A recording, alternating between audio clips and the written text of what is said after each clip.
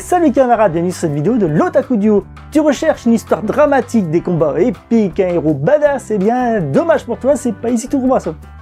Ici on va parler de Kobayashi-san Chi no Mai Dragon, un anime qui mélange tranche de vie, comédie et fantasy, diffusé début 2017 et disponible chez Crunchyroll et Wakanim.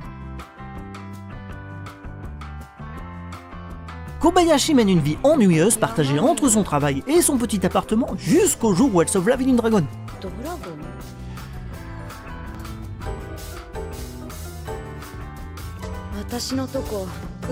Tolu décide alors de rester chez Kobayashi et de se mettre à son service pour payer sa dette.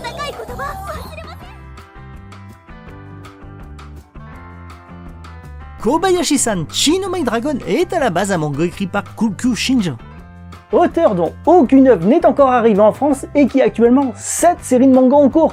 Il est publié depuis mai 2013 et est actuellement toujours en cours.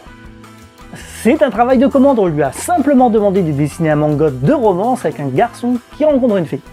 Alors après, comment ça a pu devenir ça? Eh bien c'est une bonne question. La magie du Japon. À partir des tomes 1 à 4, un anime fut produit et diffusé durant la saison hiver 2017.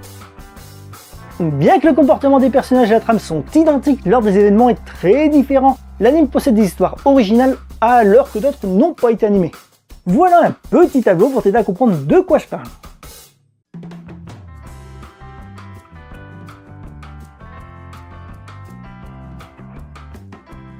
Cette adaptation a été réalisée par le célèbre studio Kyoto Animation avec pour réalisateur Yatsuhiro Takemoto, au même poste sur Full Metal Panic Fumofu, Lucky Star ou encore Suzumi Haruhi.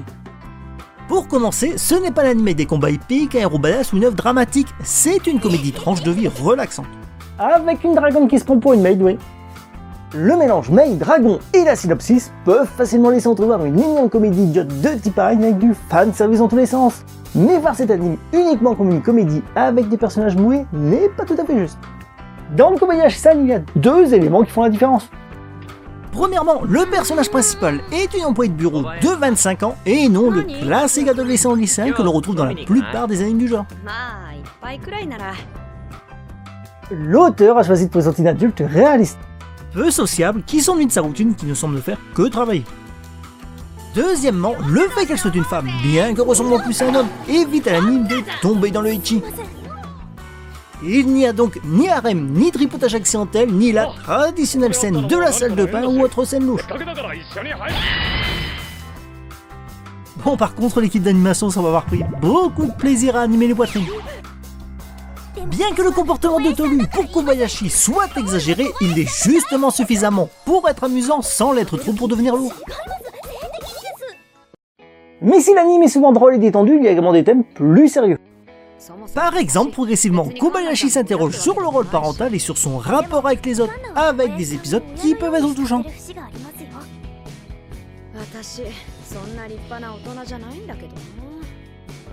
Ou encore quand Tolu se demande si sa place est vraiment dans le monde des humains.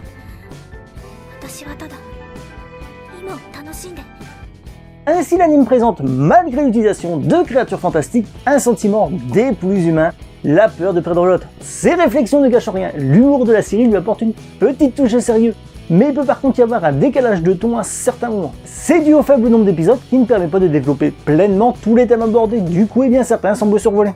Mais le problème provient plus du matériau de base que de l'adaptation. D'ailleurs, comparé au manga, l'anime prend plus le temps en allongeant certains passages de façon très judicieuse.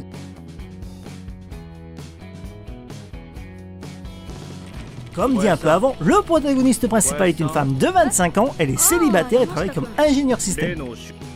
Elle est loin de l'image de la femme parfaite et mignonne de pas mal d'animes, avec son comportement et son apparence, on peut même la confondre avec un homme. D'ailleurs, la doublesse qu'il interprète est une habituée des rôles masculins. Le fait qu'elle soit adulte donne un côté familial à sa relation avec Tolu et Kanna.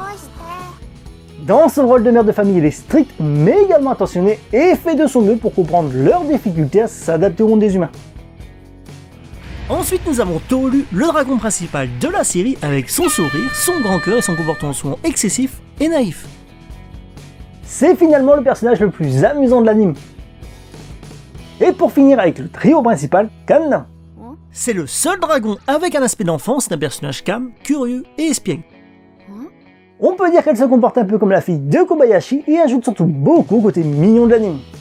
Les autres personnages pourraient bien être attachants, mais malheureusement ils sont bien trop peu exploités. Par exemple, Ukura se distingue surtout par sa poitrine et ses vêtements, alors que Fafnir lui semble toujours attendre d'être développé. Il y a aussi l'ami otaku de Kobayashi avec sa double personnalité inutilement exagérée. D'ailleurs, on pourrait retirer complètement ces personnages, l'histoire ne perd finalement pas grand chose. Kobayashi-san est un anime de 2017 qui donne l'impression d'être un anime à l'ancienne, dans le bon sens du terme. L'aspect très coloré, on trouve pas mal de détails dans le décor, mais surtout il y a un certain effet dessin à la main très agréable qui ajoute beaucoup à l'atmosphère moelleux et relaxant et lui donne une identité. Tout en garantissant que l'anime ne devrait pas vieillir rapidement avec les années. Du côté du caractère design, on trouve beaucoup d'expressions de visage mignonnes et humoristiques, principalement chez Tolu et Kanna. Les yeux de Tolu sont également particulièrement détaillés et attirent obligatoirement l'attention. C'est peut-être qu'un détail, mais on peut également remarquer que les personnages sont moins maigres que dans le manga. C'est surtout visible avec Kanna.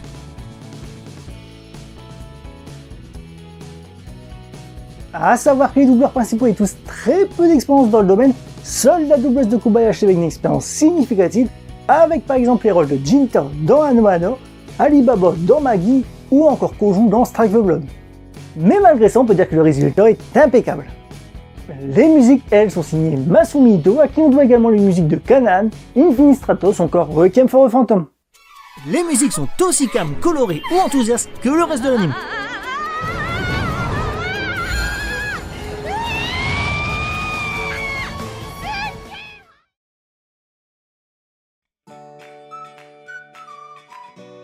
Il s'agit d'une comédie tranche de vie sans grande prétention, alors il ne faut pas regarder dans les détails, mais il y a tout de même quelques points gênants.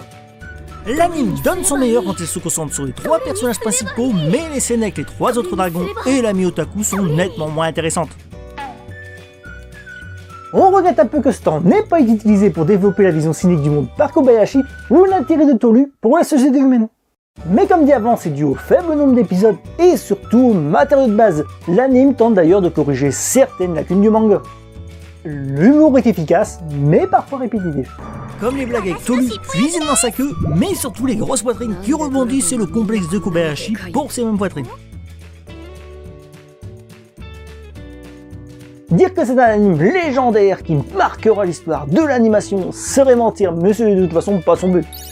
C'est un petit anime sans prétention, très sympathique, agréable et amusant à regarder, avec un certain côté nostalgique. Alors si tu recherches un anime tranquille, divertissant et pas prise de tête, Kobayashi-san Chino My Dragon me semble être un choix parfait pour toi.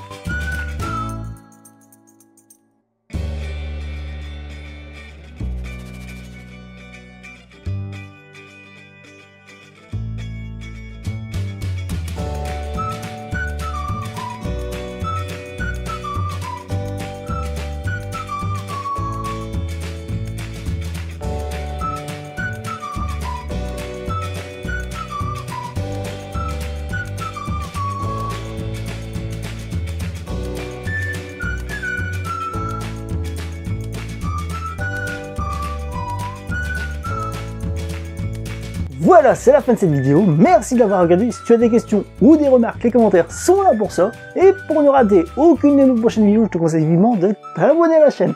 Et je te dis à la prochaine camarades.